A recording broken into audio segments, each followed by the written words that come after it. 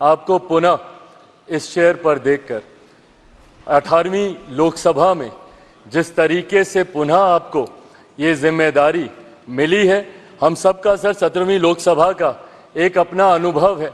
उस वक्त जिस तरीके से आपने महिलाओं को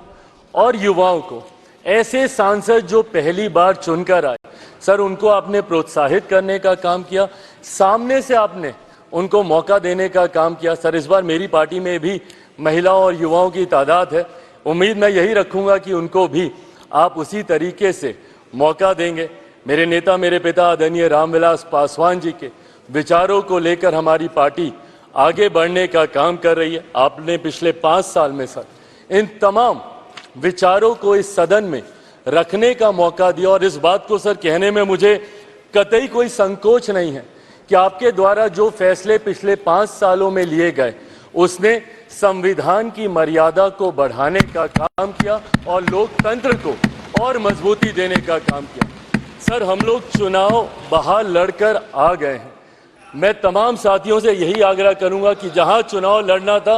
हम लोग लड़ चुके हैं। अब हम सबकी जिम्मेदारी है कि अपने अपने क्षेत्र के मुद्दों को हम लोग यहाँ पर रखें और अपने देश को आगे लेकर जाने की जिम्मेदारी के साथ हम लोग यहाँ पर कार्य करने का प्रयास करें।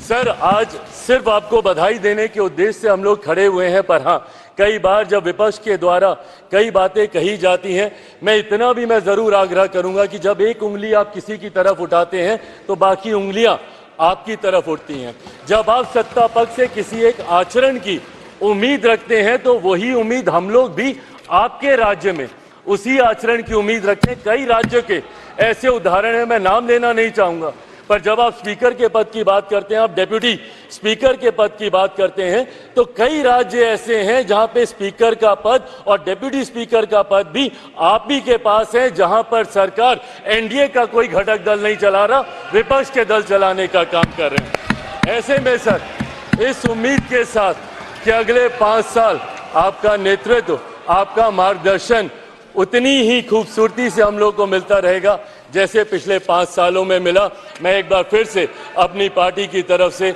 लोक जनशक्ति पार्टी रामविलास की तरफ से आपका पुनः स्वागत करता हूं। पिछले 5 साल के लिए आपको बधाई देता हूं और अगले 5 साल के लिए आपको शुभ